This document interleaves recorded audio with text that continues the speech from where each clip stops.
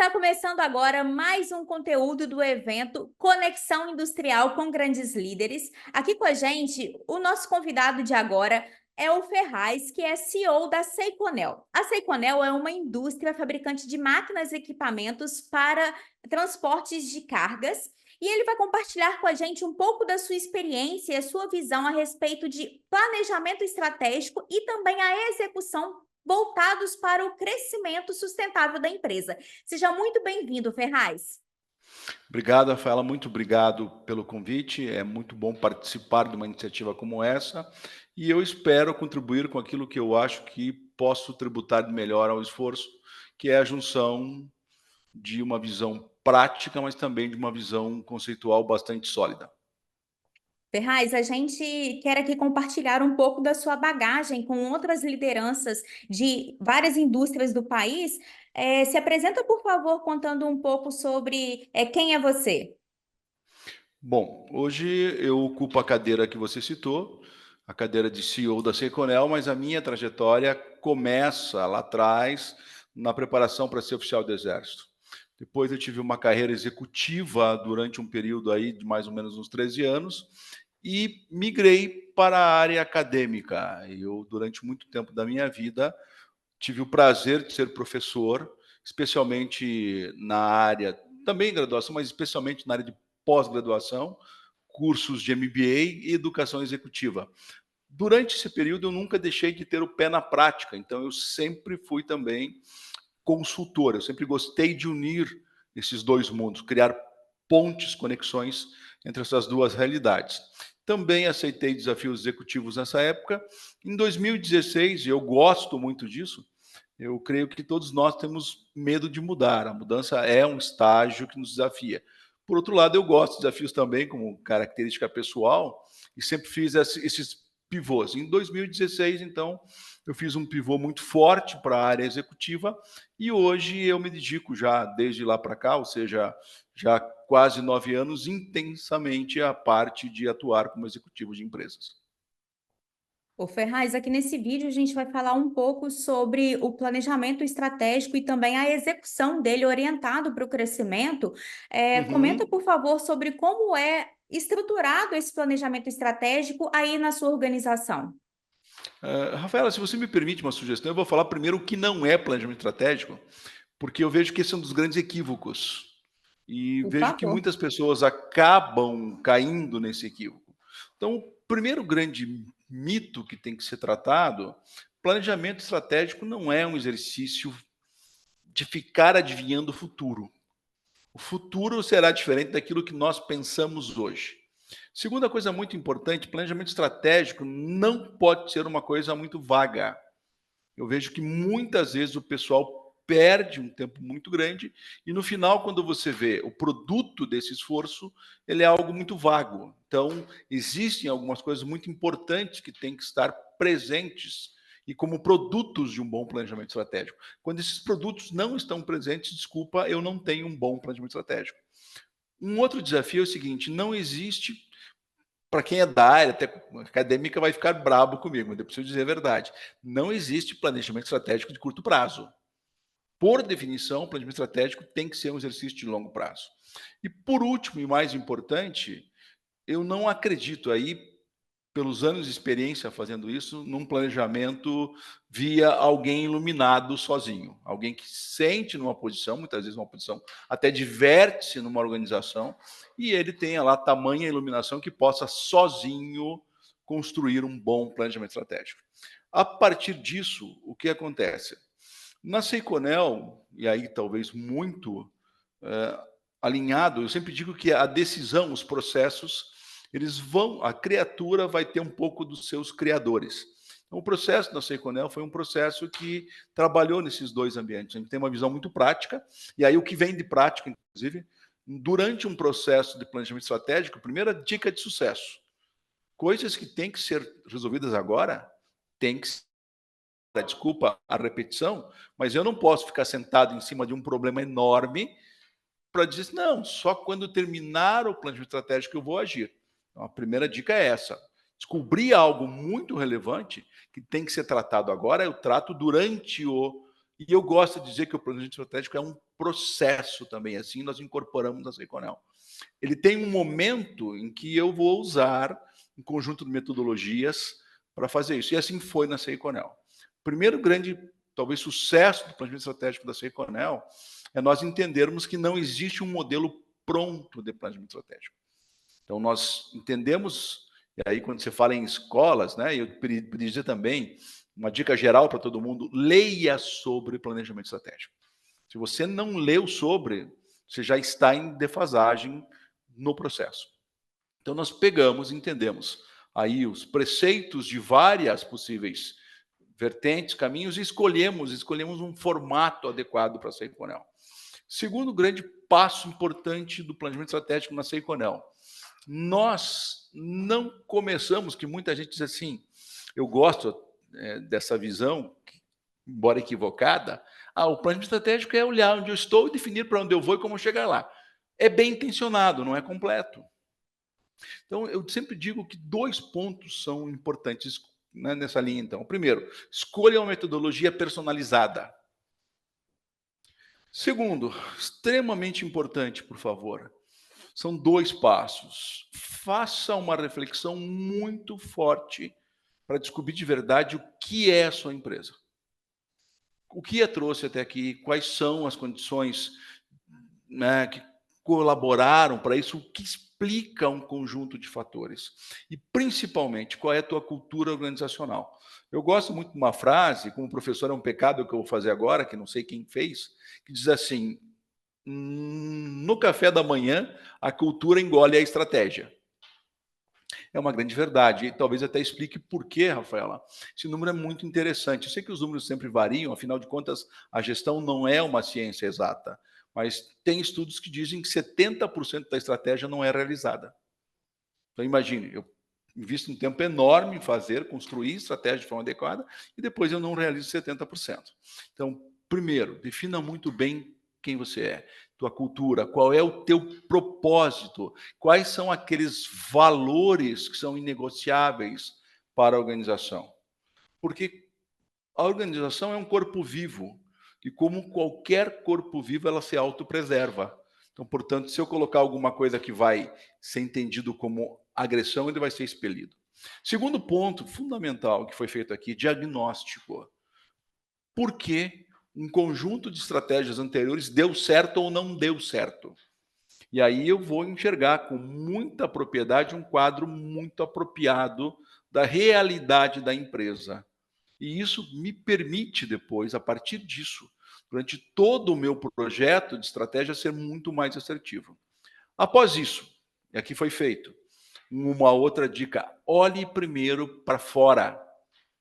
As empresas erram muito porque elas conhecem pouco os seus ambientes, conhecem pouco o cenário macroeconômico e conhecem pouco os seus stakeholders, os seus atores de interesse e o poder que eles têm.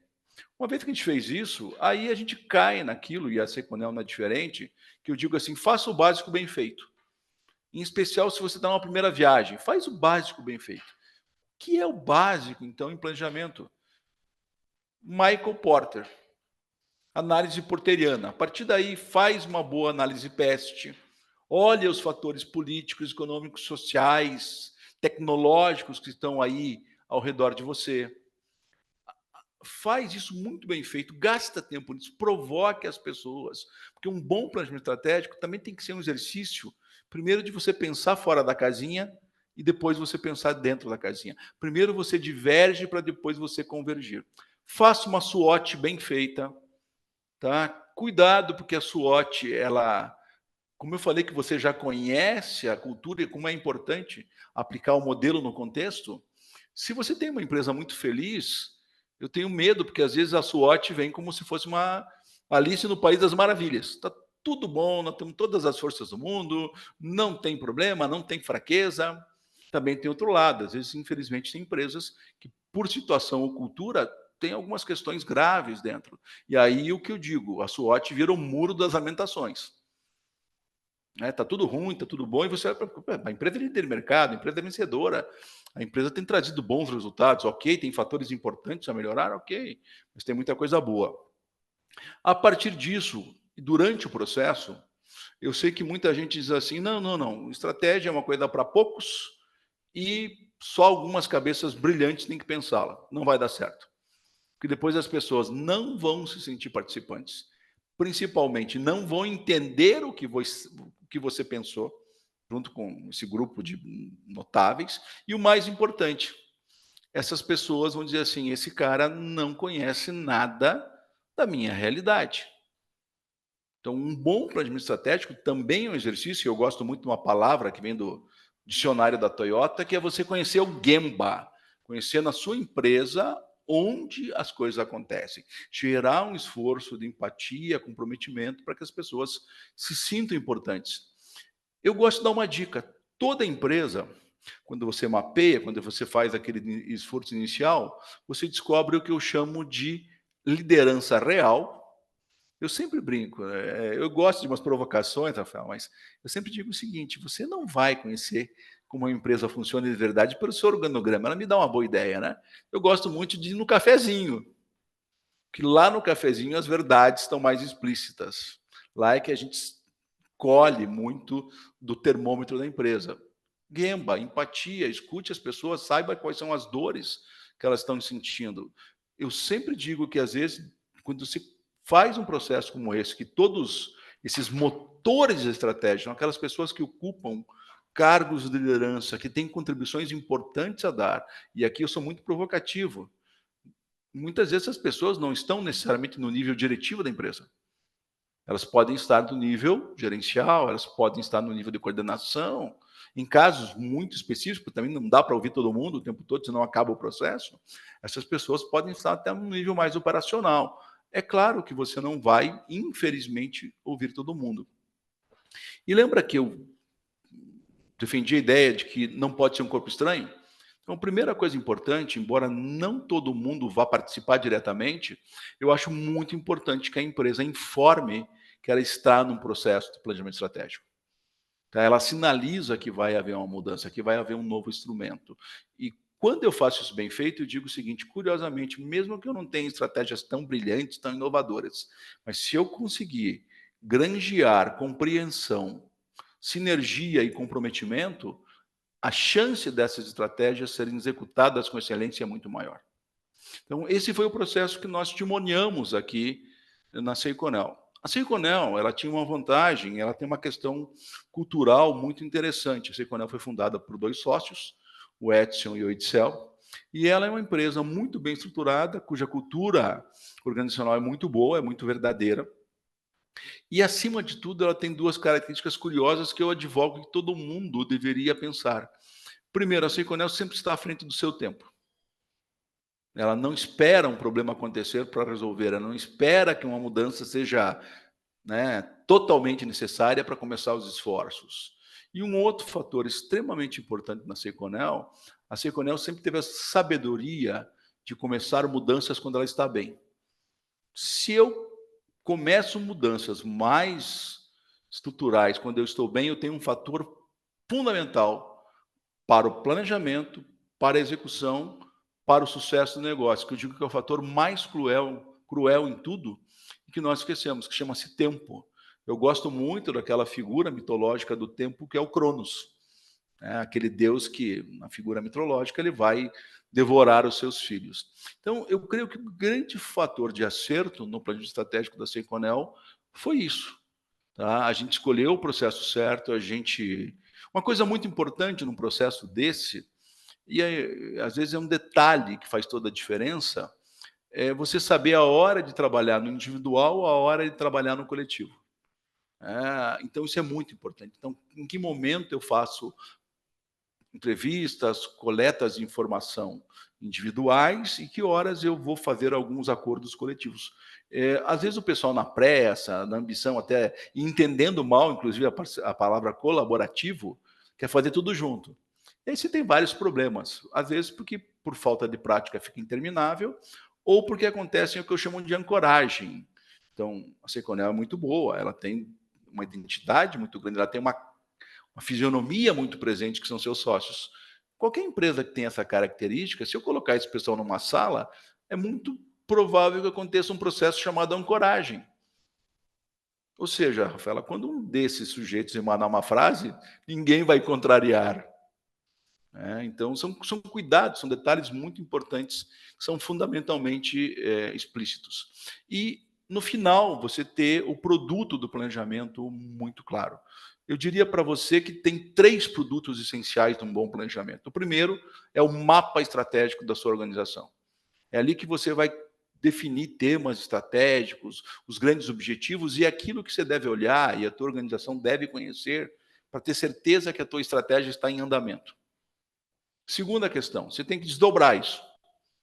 A estratégia está aqui, eu preciso desdobrar planos em áreas tal, e fazer desdobramento.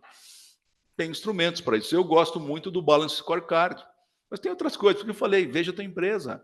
Tem gente que usa muito bem o da Toyota, o Shinkanri. Eu sei que a pronúncia em japonês é diferente, mas é por aí, tá? E por último, não tem jeito. Aquilo que a gente não mede, a gente não gerencia. Então você tem que ter sim um conjunto de metas, indicadores, e aliás, indicadores dava mais de uma conversa de dias aqui para nós, né?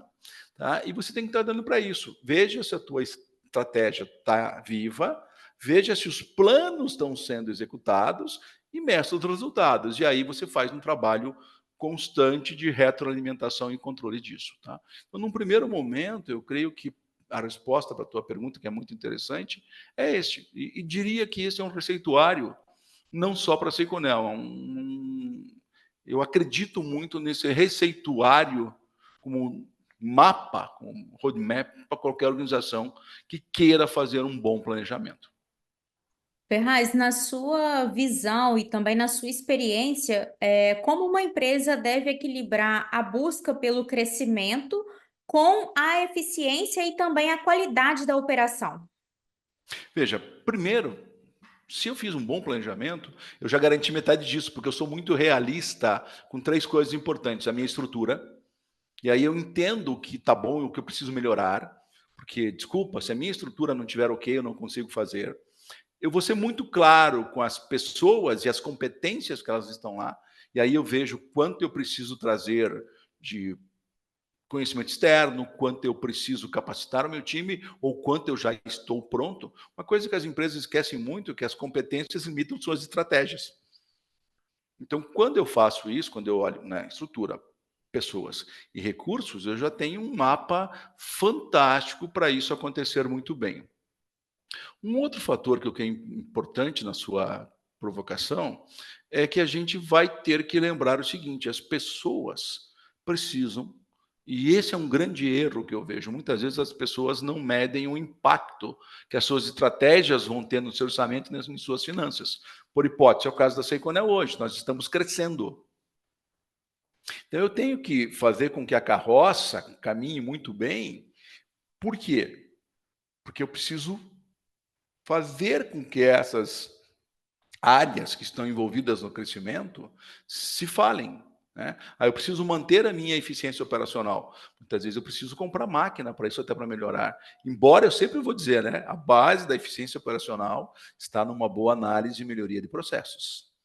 E a melhor melhoria de processo que eu conheço é feita por quem conhece e por quem tem conhecimento para fazer isso. E às vezes eu preciso até buscar ajuda externa para isso, porque em geral, muitas vezes eu tenho muito conhecimento de processo, mas eu não tenho tanto conhecimento sobre ferramentas de melhoria. Então, manter a eficiência operacional é muito você preparar e entender o faseamento, mais uma vez, o tempo. Eu gosto muito de pensar assim, por favor, vamos juntar isso tudo. Eu preciso, como foi o nosso caso, eu tive um crescimento de mais de 100% numa área. Eu precisei concatenar isso tudo, eu precisei concatenar máquinas, pessoas, que modelo operacional eu usei, e aí nós escolhemos para esta aplicação, porque era um convite, ela tinha características adequadas, para a aplicação dos conceitos da produção enxuta do Lean Manufacturing. Então, tudo isso veio casando para que também eu garanta o outro ponto, que é muito importante. O crescimento sustentável, ele tem que ter como contrapartida, uma boa competitividade, Rafaela, tem que ter como contrapartida um resultado financeiro adequado. Eu creio que um dos grandes diferenciais de uma empresa que cresce sustentavelmente, e aí é um grande indicador também, é você manter a sua saúde financeira, manter a sua rentabilidade e ter consciência, por favor, também da velocidade dos prazos de crescimento, para você não estrangular o caixa. Eu sempre digo o seguinte, e digo mais uma vez, porque várias pessoas me disseram isso ao longo da vida, né?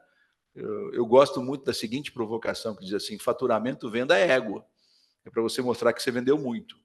O lucro contábil é uma ilusão bacana, né? O EBITDA, lucro contábil, que seja. E no final do dia, Rafael, o que vai ser muito imperativo é o teu caixa.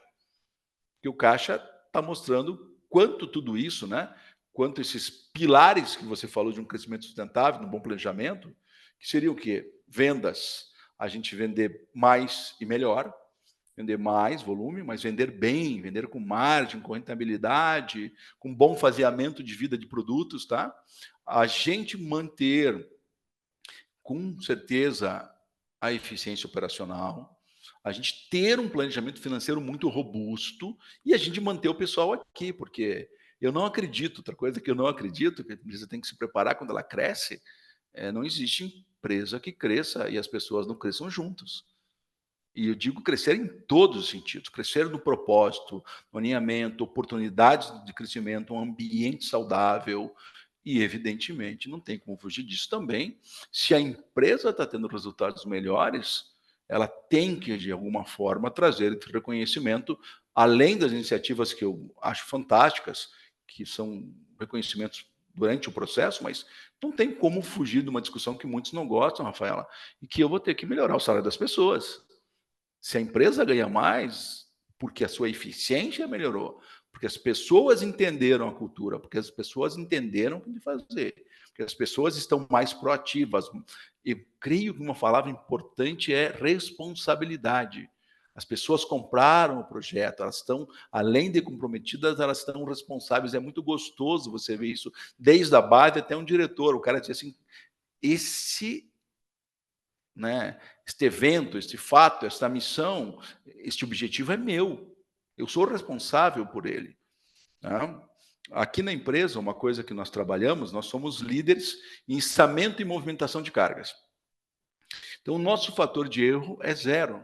Então, nós temos coisas muito complexas, eu tenho aqui engenheiros bastante qualificados, tá? Eu tenho vendedores muito técnicos, mas a base do meu dia a dia se dá também quando eu tenho aqui uma área, como a área de costuras de cintas, em que tem lá pessoas costurando, uma visão muito objetiva, né, que poderia ser maior, mas essas pessoas estão lá costurando cintas e elas têm que ter uma enorme responsabilidade, também um enorme reconhecimento, porque quando ela faz bem o trabalho dela, ela sabe que está ajudando a empresa a vender mais, mas acima de tudo ela está ajudando a empresa a atingir seu propósito, que é a segurança das pessoas onde esses equipamentos são usados.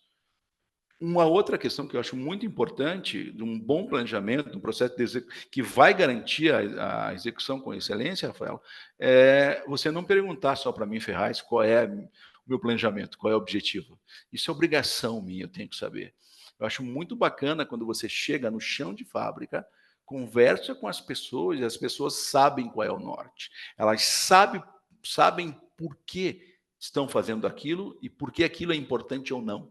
Aí as pessoas, curiosamente, elas são muito capazes de fazer conexões e de elencar, inclusive, prioridades. E num segundo momento, tem uma coisa muito bonita que começa a acontecer, que é as pessoas começarem a querer tomar decisões. Elas se sentem confortáveis para isso, porque elas sabem as regras do jogo, elas sabem os resultados que estão acontecendo. Uma coisa que a gente faz muito aqui na empresa, isso é da nossa cultura, nós somos muito transparentes com os grandes conteúdos do resultado. É lógico, não estou dizendo para você abrir a sua DRE para as pessoas, não é isso. Mas as pessoas têm que estar cientes. Como esta área aqui que eu estou tocando está no mercado, eu estou vendendo bem, não estou, eu estou trazendo um resultado bacana, eu tive muito problema de qualidade, poxa, de repente a pontualidade não está tão bem, mas o mais importante é que você não jogue essas informações e isto fique, né, sem sentido algum. Quando eu tenho um bom planejamento estratégico, quando as pessoas sabem para onde ir.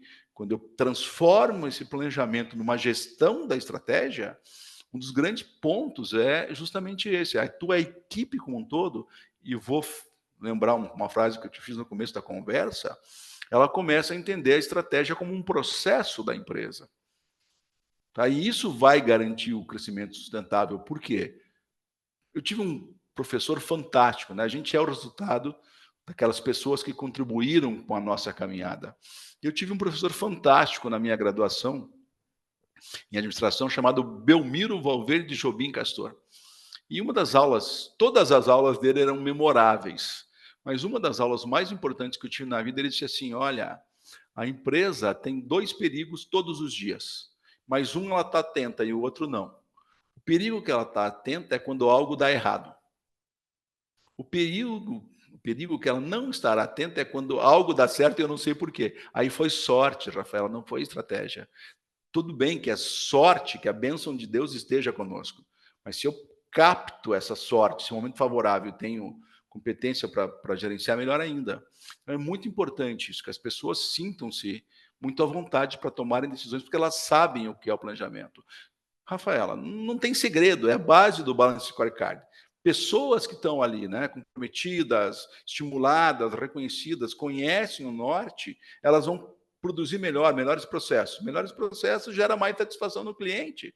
E aí, lá na frente, é lógico, eu vou ter com uma boa gestão, e aí equilibrando, dando ritmo, equilibrando, né, porque crescer dói. Crescer dói em várias coisas, né? Eu vejo aqui, quando eu cheguei na Seiconel 2 anos atrás, a gente mais que dobrou o quadro de pessoas. Então, isso dói. Você olha lá, a folha, são mais famílias pelas quais vocês são responsáveis, você olha as despesas, proporcionalmente cresceram, mas o que eu tenho que olhar muito? Eu gosto muito de provocar as pessoas que estão comigo, principalmente as pessoas todas, mas aquelas que estão em cargos de liderança. Qual é o ROI desse funcionário? Qual é o retorno que esse funcionário está dando? Você está me pedindo recurso, eu vou te dar qualquer recurso que você queira, desde que, como você falou, né, garanta o atingimento dos nossos objetivos, me faça crescer de forma sustentável e me dê um retorno adequado sobre o investimento.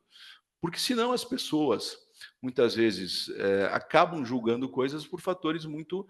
É lógico, às vezes a gente tem que tomar decisão qualitativa, intuitiva, não tem jeito, tá? Mas eu preciso ter nisso um complemento ou uma exceção. No dia a dia, no longo prazo, o que vai garantir sucesso é a tua capacidade de entender e trabalhar os números.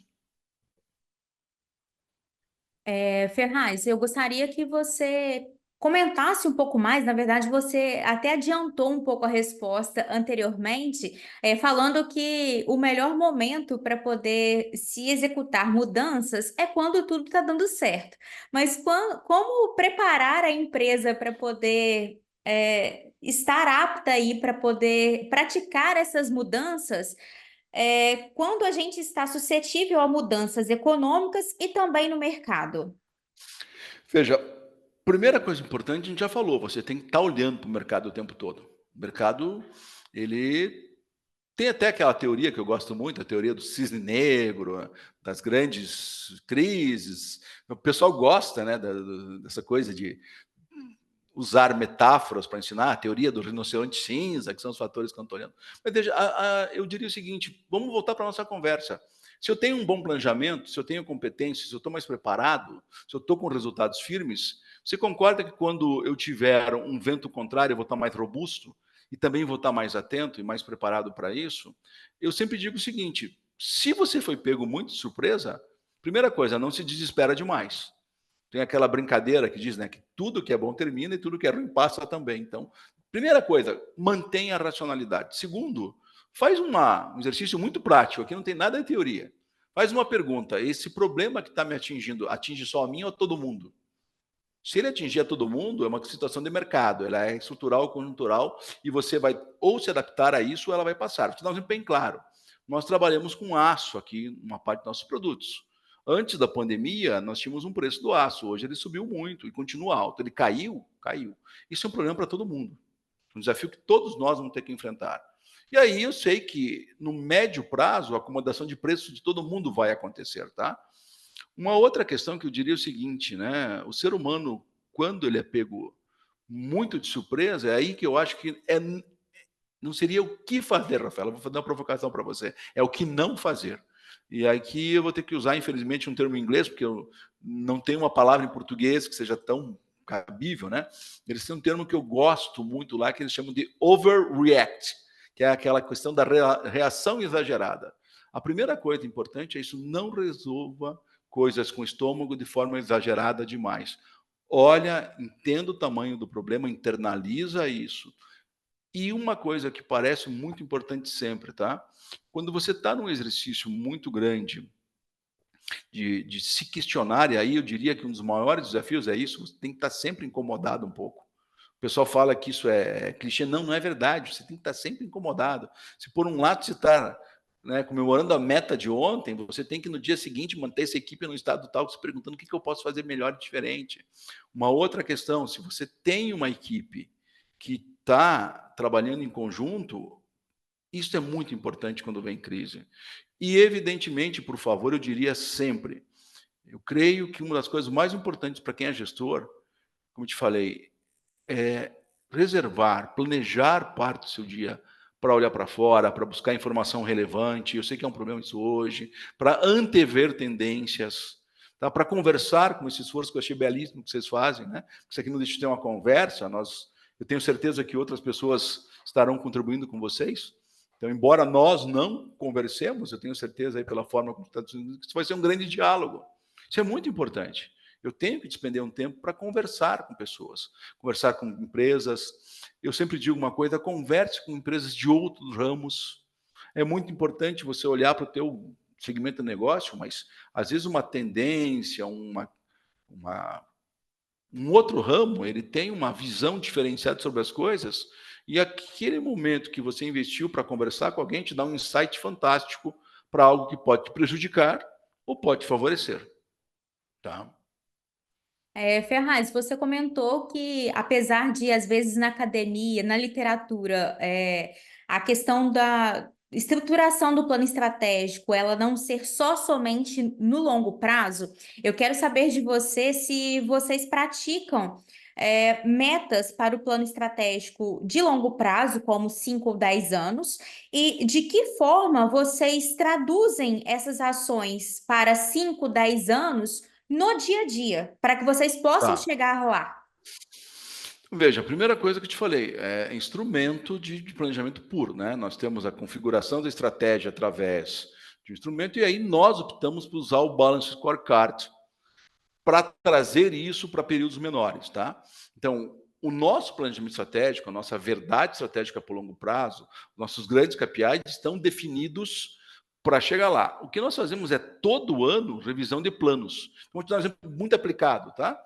Eu tenho que chegar, e isso é verdade, tá? Nós definimos um primeiro grande salto da empresa para um período de 5 anos. Para chegar lá, todo ano eu refaço o meu plano de vendas. Então, eu vejo o meu plano de vendas anualmente e tenho revisões trimestrais. Mensalmente, aqui, a gente tem os planos de produção, e quinzenalmente, nós não fazemos semanalmente, porque o nosso mercado permite, a gente faz as reuniões de alinhamento, que alguns gostam de chamar de SNOP, né? Sales and Operation Plan. Ou seja, você vai desdobrando isso, de forma que você tem as metas de curto, médio e longo prazo muito alinhadas e mostrando para nós se nós vamos atingir as metas de longo prazo. Uma outra coisa que é muito importante é que esses planos estejam também muito bem estruturados e muito bem conectados. Eu falei para você num plano de vendas. Um plano de vendas não vai acontecer sem um plano de produtos. Então, eu tenho que ter mercados focais e tenho que estar questionando no meu plano de produtos, no meu P&D, que produtos eu tenho para esse mercado, ou que produtos eu vou ter que desenvolver para poder atingir os objetivos que eu quero nesses mercados. Então, isso é muito importante. Não existe planejamento de longo prazo sem reuniões de gestão da estratégia, reuniões de resultado, que sejam frequentes na empresa. Por isso que eu te falei que é um processo, e aí eu preciso abrir espaço para isso. As pessoas têm que ter tempo para produzir, têm que ter tempo para vender, têm que ter tempo para fazer marketing e tal, mas A gente tem que incorporar, e eu acho que esse é um grande fator, a disciplina de nós fazermos reuniões da gestão da estratégia, desde reuniões do board aqui, para a gente entender se o rumo é aquele mesmo, se é aquilo que a gente quer, se o nível de investimento vai ser aquele, e reuniões do dia a dia aí, pessoal. E aqui, por exemplo, na fábrica de cintas, nós temos muitas. Estamos implantando agora na fábrica de metalurgia, nós temos as reuniões diárias. 5 minutos, todo mundo em pé para o que deu certo ontem, o que tem que acertar hoje, tem gap de ontem para hoje, como é que a gente faz? E é uma coisa fantástica, porque nessas reuniões diárias, por hipótese, está todo mundo envolvido. E eu te digo uma coisa muito interessante. Parece básico, parece óbvio, mas o óbvio tem que ser dito. Quando um funcionário diz assim, em vez de você forçar, que ele diz assim, eu vou fazer isso, a chance disso acontecer aumentou enormemente, porque ele está comprometido. Tá? Então, é basicamente esse esforço que a gente tem que ter. Né? Então, desdobramento, mas um desdobramento alinhado, porque senão tem um monte de gente fazendo um esforço enorme, mas não efetivo. Você chegou a citar que um dos resultados, entre vários que você pôde colher aí a respeito do planejamento estratégico que vocês executaram, foi, por exemplo, 100% de melhoria entre um dos indicadores. Eu gostaria que você compartilhasse com a gente um ou dois exemplos práticos Tá. sobre algo que vocês puderam colher aí a respeito de algo bem sucedido dentro do planejamento prático, do Como eu te planejamento disse, estratégico, desculpa. nós entendemos, no planejamento estratégico, que a gente tinha que ser mais competitivo no nosso segmento de cintas. Tá? Para isso, a gente mudou a forma de produzir. Eu vou te dar um exemplo bem objetivo. Antigamente, a gente fazia um planejamento, entrada na fábrica de pedidos, de uma tal forma que os nossos prazos de entrega estavam tendendo para serem de 3 a 4 semanas. Então, a gente fez toda uma análise de novo, entendeu que esse era um indicador muito ruim, ou seja, um prazo de entrega muito longo, tá? E aí nós fizemos toda uma arquitetura, por favor, de repensar as coisas, e hoje a gente tem entregas que são imediatas, porque nós mudamos a forma de produzir, porque a gente começou a estocar certos produtos como recorrentes, mas hoje, nesse momento que a gente conversa, o meu prazo de entrega é 1 dia mais prazo de fabricação. Porque eu consegui fazer uma tal flexibilidade organizada na fábrica que eu consigo nivelar a produção de um jeito, e aí quando eu preciso entrar um produto, eu consigo fazer isso. É lógico que eu sou beneficiado, por isso que eu falo, conheça a tua realidade, porque na fábrica de cintas o meu setup é rápido, tá? Um outro indicador que a gente melhorou muito, e ele decorre disso, tá? É justamente esse. Como eu tenho essa visão de ser rápido, eu preciso ter uma visão de controle. E hoje, por exemplo, a gente usa planejamento diário na fábrica de costura. Então, eu sei hora a hora quanto cada posto produziu, se ele está no TACT ou não, com gestão à vista, inclusive. Você vai nas minhas máquinas, nós temos isso em casa, vendemos esse produto, que é uma sinaleira com 3 cores, e está lá, o verde, o amarelo e o vermelho. Se aquilo está no vermelho, eu sei que a máquina está em manutenção, está parada. Se está no amarelo, a pessoa está produzindo, mas está com algum problema, ela está fora do TACT. Quando eu olho o verde, eu sei que ela produziu, está produzindo no TACT. E hoje, quando eu vou lá, eu vejo que a enorme população de máquinas está no verde. Tá? Então, veja, a gente tem aqui 2 indicadores, o prazo de entrega e a aderência do plano de produção. É muito importante essa parte de gestão à vista e também todos os indicadores relacionados à produção. A Nomus também, com o seu software ERP, também oferece esses recursos e a gente vê como as indústrias conseguem melhorar a partir do que, como você mencionou anteriormente também, quem não mede não gerencia. Então, quem não está conseguindo ver e acompanhar o que está acontecendo na produção, não consegue, a partir dali, executar e propor melhorias também. Ferraz, para a gente poder finalizar a nossa entrevista, eu gostaria que você compartilhasse com a gente quais foram os principais aprendizados a respeito do crescimento sustentável dentro da empresa e também de outras experiências que você teve, não só na Seiconel, que você pode falar aqui para a gente e para as outras lideranças que estão nos assistindo e também nos vendo. Primeira coisa, Rafaela, aquilo que eu falei, uma empresa para crescer não pode vender os seus propósitos e seus valores. Se isso for necessário, algo está muito errado. Tá? Segunda coisa, o cuidado é enorme com a questão financeira. Entender que, assim como o planejamento, as finanças também têm que ser gerenciadas dessa forma. A gente fala em planejamento estratégico, tático e operacional. Eu tenho que gerenciar e olhar as finanças da minha empresa desta forma. No curto prazo, eu preciso gerar lucro suficiente e caixa para pagar as contas. No médio prazo, e eles têm que estar conversando, eu tenho que manter, e até o sonho de consumo é aumentar a minha rentabilidade. No longo prazo, eu preciso fortemente trabalhar a questão do valuation da empresa, entender como o valor, a percepção dela no mercado está se dando. Em termos de gente, é isso que eu te falei, a gente trazer pessoas alinhadas com a cultura, isso é muito importante, é a primeira coisa, a gente descobre isso com o tempo. Quer crescer sustentável? Traga gente alinhada com a tua cultura. Isso é fundamental. A gente nota claramente que quando você traz pessoas que não estão alinhadas com a tua cultura, problemas vão acontecer. Um outro ponto fundamental é que você esteja preparado, se por um lado você tem que ser positivo, para não dizer a palavra otimista, por outro lado, você tem que estar muito preparado para entender, como você muito bem provocou, quais são os riscos internos e externos que você tem que estar olhando o tempo todo, tá? Para você poder mitigar problemas futuros. E, acima de tudo, por favor, eu diria o seguinte, o crescimento sustentável, ele vai se mostrar quando você consegue aumentar de forma inteligente a eficiência de todos os recursos que você usa.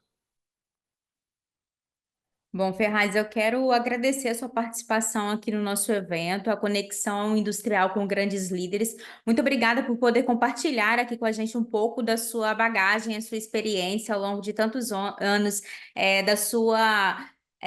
do seu conhecimento, tanto prático quanto também de academia, que é muito importante e é uma visão muito rica que poucos líderes, infelizmente, têm a oportunidade de adquirirem. Então, é muito interessante ter essa perspectiva que você nos traz. Rafaela, primeiro, como pessoa, eu agradeço e parabenizo a Nomos por esse tipo de iniciativa. Eu até diria que é uma coisa que nós, no Cilevo, fazemos pouco. Eu sempre entendo que Deus foi muito sábio ao criar o conhecimento, e quanto mais eu divido, mais eu tenho. Então, realmente, parabéns a toda essa iniciativa, parabéns a Nomos por fazer isso. E um outro agradecimento em nome da Seiconel. Nós, como empresa, nos sentimos muito orgulhosos de falar para você a nossa verdade, tanto em termos de cultura como em termos de resultado. A Seiconel é uma empresa que ela tem uma característica curiosa. Um dos nossos principais valores no sistema, nós somos uma empresa cristã. Então, nós temos muito fortemente que aquilo que nós vivemos tem que corresponder àquilo que nós acreditamos, seja na forma como a gente trata as pessoas, como a gente faz negócio e tudo mais, e como a gente devolve isso para a sociedade. E eu creio que esse esforço que vocês estão fazendo é muito importante, espero ter de alguma forma minimamente contribuído para isso, perdão, e deixo totalmente aberto também as portas, tanto da Seiconel, para aquele que queiram nos visitar, a gente gosta muito disso. Então, as portas estão realmente abertas para quem quiser nos conhecer. A gente agradece em nome da equipe da Nomos e também do Blog Industrial. Nós promovemos esse tipo de evento e não apenas, mas todo tipo de conteúdo que é produzido pelo Blog Industrial e pela tecnologia que é desenvolvida pela Nomos, com o objetivo de levar o conhecimento e também a democratização da gestão para as indústrias, que é muito importante. Você acabou de assistir mais um conteúdo do evento Conexão Industrial com Grandes Líderes e eu quero te convidar a também assistir outras palestras e entrevistas de outros diretores que com certeza vão agregar bastante aí no seu conhecimento. Até a próxima!